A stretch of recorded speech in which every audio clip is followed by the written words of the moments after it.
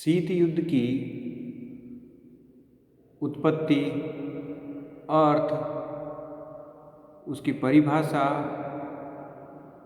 शीत युद्ध के कारणों, शीत युद्ध के समय और उसके आरंभिक काल में बन रहे विभिन्न संगठनों, सैन्य संगठनों जैसे कि नाटो, वार्सा पैक्ट, सेंटो और नाम आदि के अध्ययन के पश्चात आज हम यह अध्ययन करेंगे कि शीत युद्ध के विभिन्न चरण क्या रहे और शीत युद्ध के इन विभिन्न चरणों में संघर्ष, सहयोग की अवस्थाएं क्या क्या रही और उनके पीछे विभिन्न कारण क्या रहे कि विभिन्न चरणों में शीत युद्ध जिस रूप में आगे बढ़ा उसके पीछे के कारण क्या रहे।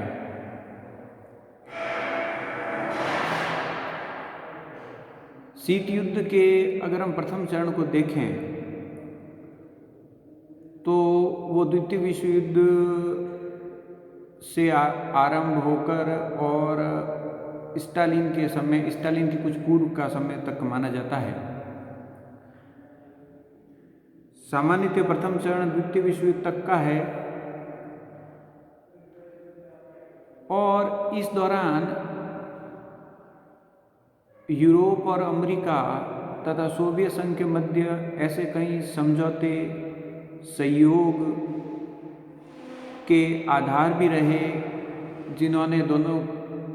की मैत्री को और गठबंधन को मजबूत भी किया। वहीं इसके विपरीत कई ऐसे विषय भी आए जब दोनों में बड़े पैमाने पर मतभेद हुआ और मतभेद काफ़ी लंबे समय तक चला और इसका परिणाम भी दोनों के मध्य बढ़ते मतभेदों के रूप में तो उभरा ही, विश्व राजनीति पर भी उसका व्यापक प्रभाव पड़ा। अब कई विचारक जैसे कि हॉल और फॉन्टेन वगैरह शीत युद्ध का आरंभ बोल्शेविक क्रांति से यानी 1917 से मान लेते हैं, जिसके बारे में हमने पहले भी चर्चा की थी। कई उसका प्रारंभ द्वितीय विश्व युद्ध के आरंभ से मानते हैं, कुछ द्वितीय विश्व युद्ध के पश्चात से मानते हैं। परंतु आरंभ भले ही कभी से माना जाए, ये चीज़ तय है कि द्वितीय विश्व युद्ध के पश्चात शीत युद्ध ने अपनी जो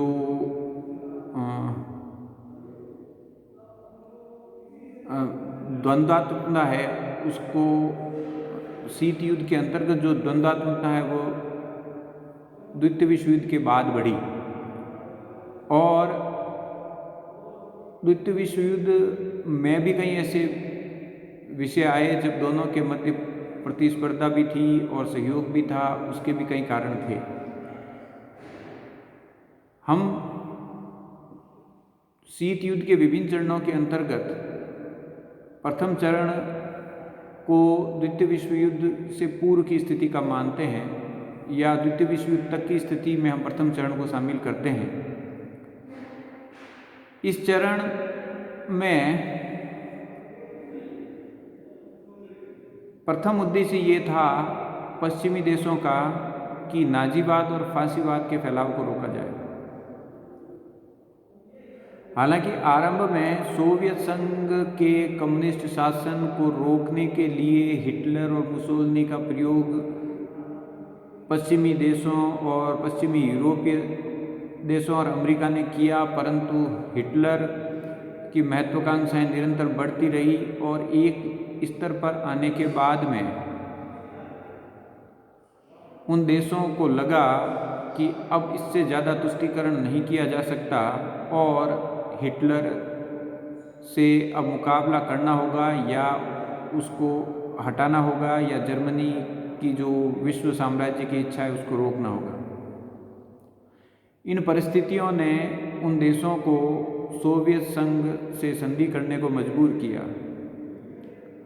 वहीं दूसरी तरफ सोवियत संघ भी द्वितीय विश्व युद्ध के कुछ समय पश्चात यह सोचने को मजबूर हो गया और कई जो उसको संभावनाएं लग रही थी, उसमें एक संभावना सोवियत संघ को ये भी लग रही थी कि संभवतः जर्मनी उनके ऊपर ही हमला कर दे। इन परिस्थितियों के अंतर्गत सोवियत संघ भी अपने विकल्प तलाश रहा था और वो भी पश्चिमी यूरोपीय देशों और अमेरिका की तरफ झुका। और यही परिणाम था कि जो मैत्री गुट बना या अलायंस बना, उसमें एक साम्यवादी देश के रूप में सोवियत संघ भी था और पूंजीवादी देश भी थे, जिसमें ब्रिटेन, फ्रांस और अमेरिका प्रमुखतः शामिल थे। अब शीत युद्ध में ऐसी कई घटनाएं हुई, खासकर उसके प्रथम चरण की बात करें तो द्वितीय विश्व युद्ध के दौरान कई ऐसी घटनाएं हुई जिन्होंने दोनों देशों या दोनों विपरीत विचारधाराओं को सम्मिलित होने के लिए आपस में मजबूर किया। परंतु हम गहराई से अध्ययन करें तो पूर्ण विश्वास दोनों गुटों को, यानी साम्यवादी सरकार और पूंजीवादी सरकारें जो थी, आपस में नहीं था। यानी कि सोवियत का न तो अमेरिका और पश्चिमी यूरोप पे विश्वास था, न पश्चिमी यूरोप और अमेरिका का विश्वास सोवियत संघ पे था। यह जो समझौता था द्वितीय विश्व युद्ध के अंतर्गत, या जो संगठन बना हुआ था, वह आवश्यकताओं की पूर्ति का एक संगठन था। अंतर्राष्ट्रीय राजनीति इसी प्रकार काम करती है और राष्ट्रीय हितों की पूर्ति के लिए गठबंधन था। द्वितीय विश्व युद्ध के दौरान जो कुछ मतभेद उभरे, उससे ये पुनः साबित होता है कि हालांकि दोनों पक्ष, साम्यवादी और पूंजीवादी, एक दूसरे के विरोध में थे। दोनों जानते थे कि दोनों के मध्य प्रतिस्पर्धा है और दोनों ये भी जानते थे कि युद्ध के पश्चात के समीकरण बदलेंगे, परंतु तात्कालीन परिस्थितियों में दोनों को ही एक दूसरे की आवश्यकता थी, अर्थात पूंजीवाद और साम्यवाद दोनों को ही एक दूसरे की आवश्यकता थी और इसी कारण दोनों ने एक संयुक्त गठबंधन भी बनाया। और वह आवश्यकता इस तरह थी कि दोनों को अपने अस्तित्व को बचाना था। तो जब अस्तित्व का सवाल आता है तो विचारधाराएं दरकिनार कर दी जाती हैं और ये हुआ भी। इस संदर्भ में हम कुछ ऐसे घटनाक्रम के बारे में विचार करेंगे जो द्वितीय विश्व युद्ध के दौरान घटा और इसने यह साबित किया कि दोनों अपने अस्तित्व की रक्षा के लिए, अपने राष्ट्रीय हितों के लिए विचारधारा को दरकिनार कर एकत्र हुए और जैसे ही द्वितीय विश्व युद्ध समाप्त हुआ, दोनों के मध्य पुनः शक्ति समीकरणों की दृष्टि से अलगाव उत्पन्न हुआ और दोनों के मध्य शीत युद्ध की गहनता और भी बढ़ गई। अगर हम द्वितीय विश्व युद्ध के समय या उसके आरंभ की बात करें तो हमें कुछ दूसरे ही समीकरण दिखाई देते हैं, जैसे कि स्टालिन और जर्मनी के बीच में, यानी सोवियत संघ और जर्मनी के बीच में एक समझौता हो रखा था, नॉन एग्रेशन पैक्ट, 1939 में हुआ था, द्वितीय विश्व युद्ध की पूर्व संध्या पे। और इसका तात्पर्य ये हुआ कि दोनों एक दूसरे के ऊपर हमला नहीं करेंगे। तो ये स्थिति एक तरह से पश्चिमी देशों और अमेरिका के विरोध में ही थी। और यह स्थिति और भी विकृत हुई जब सोवियत संघ ने पोलैंड को 1949 में अधिकृत करने का प्रयत्न किया और कई अन्य पूर्वी यूरोपीय देशों पे भी आगे बढ़ने की चेष्टा की। उस दौरान अमेरिका और सोवियत संघ के संबंध खराब हो गए। तत्कालीन शासक अमेरिकी राष्ट्रपति रूजवेल्ट ने सोवियत संघ को विश्व की सबसे बड़ी तानाशाही भी कहा, परंतु इन मतभेदों के बीच में रूजवेल्ट को ये मालूम था कि उनका सबसे बड़ा शत्रु तात्कालीन रूप में नाजीवाद है, फांसीवाद है, हिटलर है, और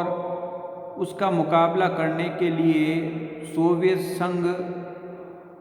से संबंध बिगाड़ना इस समय उचित नहीं रहेगा। और इसी दृष्टि से जब हिटलर की आकांक्षाएं बढ़ती गई तो एक समय रूजवेल्ट ने यह भी कहा कि जर्मनी और नाजीवाद को समाप्त करने के लिए वह दानव से भी हाथ मिलाने के लिए तैयार है।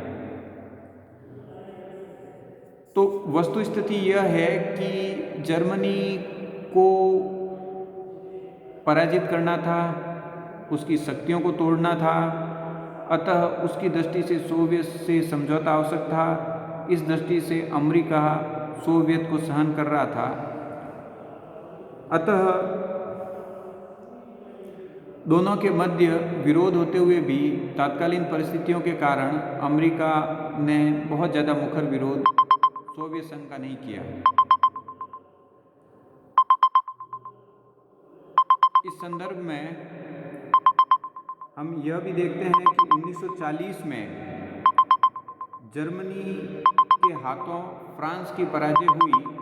जर्मनी ने फ्रांस पे हमला किया और उस पर उसके कई हिस्सों पर अधिकार कर लिया। इस संदर्भ में सोवियत संघ से संबंध सुधारने के प्रयत्न अमेरिका ने और भी ज़्यादा तीव्र कर दिए, क्योंकि फ्रांस पे हमला वस्तुतः एक तरह से पश्चिमी यूरोप पे हमला था, पूंजीवादी विचारधारा पे हमला था। तात्कालीन परिस्थितियों में उसके लिए यही संभव था कि वह सोवियत संघ से मैत्री बना के चले। इस संदर्भ में 1940 में अमेरिका की तरफ से समरवेल्स और सोवियत संघ की तरफ से कॉन्स्टेंटाइन ओमुन्स्की के मध्य बैठक हुई। इस बैठक में सोवियत संघ ने इस बात पे एम्फसाइज किया कि उसके द्वारा पूर्वी यूरोप में जो पोलैंड, बल्गारिया, रोमानिया, माफ कीजिएगा, फिनलैंड, पोलैंड, रोमानिया और बाल्टिक का कुछ क्षेत्र जो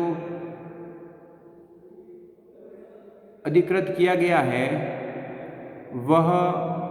उसको अमेरिका द्वारा मान्यता प्रदान की जाए, परंतु अमेरिका ने इसके इनकार कर दिया। परंतु इसके साथ अमेरिका ये मानता था कि सोवियत संघ को अपने पक्ष में बनाए रखने के लिए कुछ न कुछ कंसेशन देना पड़ेगा। अतः उसने ये कहा कि सोवियत संघ को कुछ जो उस पर निर्यात संबंधी प्रतिबंध लगाए गए हैं उसमें वो छूट दे सकता है।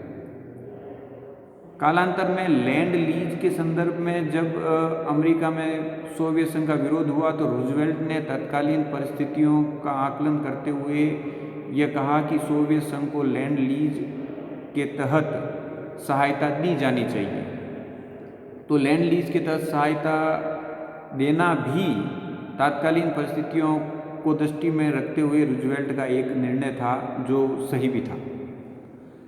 अब इस संबंध में यह चीज क्लियर हो गई थी कि सोवियत संघ पर भी हमला हो सकता है जर्मनी का, और इस संदर्भ में अमेरिका ने भी सचेत किया था सोवियत संघ को, और सोवियत संघ खुद भी इससे अनभिज्ञ नहीं था। इन परिस्थितियों में जब हमला कर दिया गया तो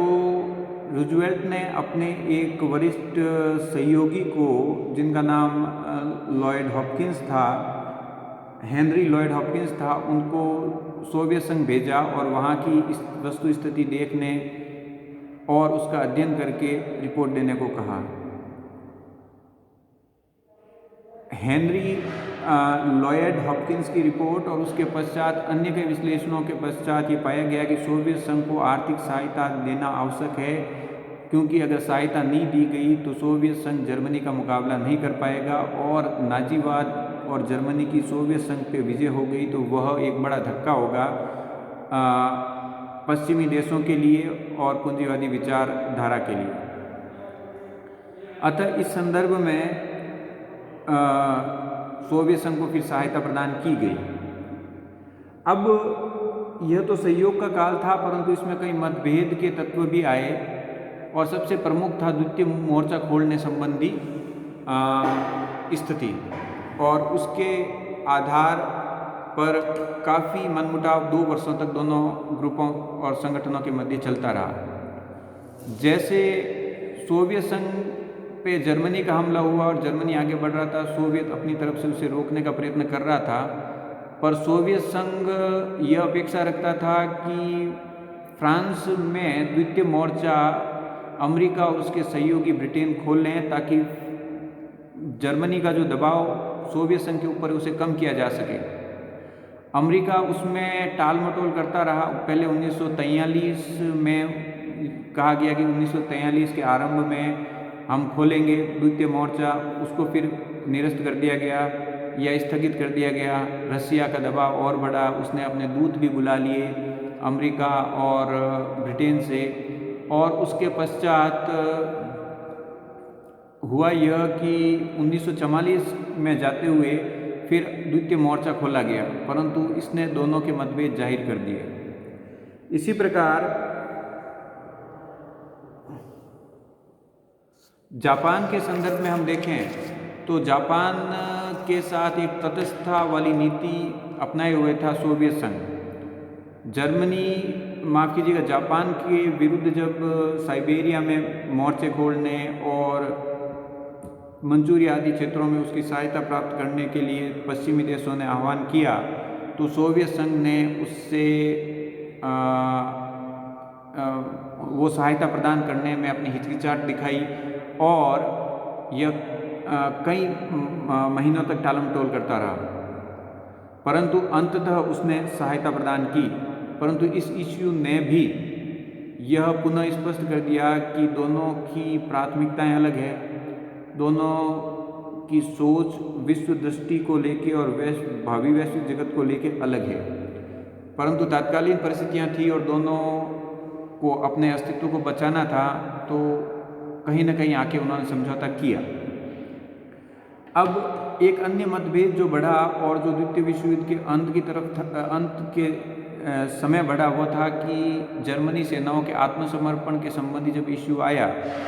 तो उस संदर्भ में जर्मनी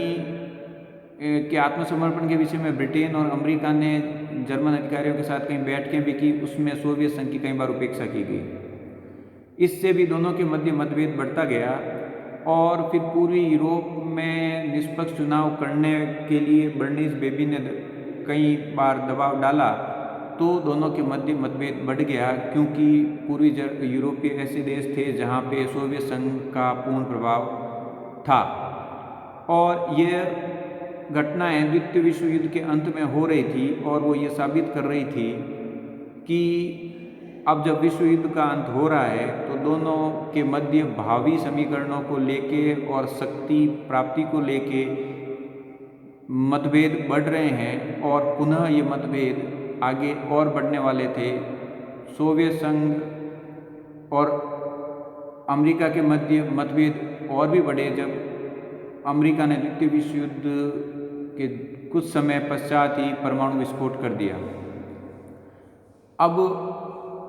विश्व द्विध्रुवीय होने वाला था और दोनों के मध्य संघर्ष बढ़ने वाला था। इसी के मद्देनज़र आने वाले समय में हथियारों की दौड़ भी बढ़ी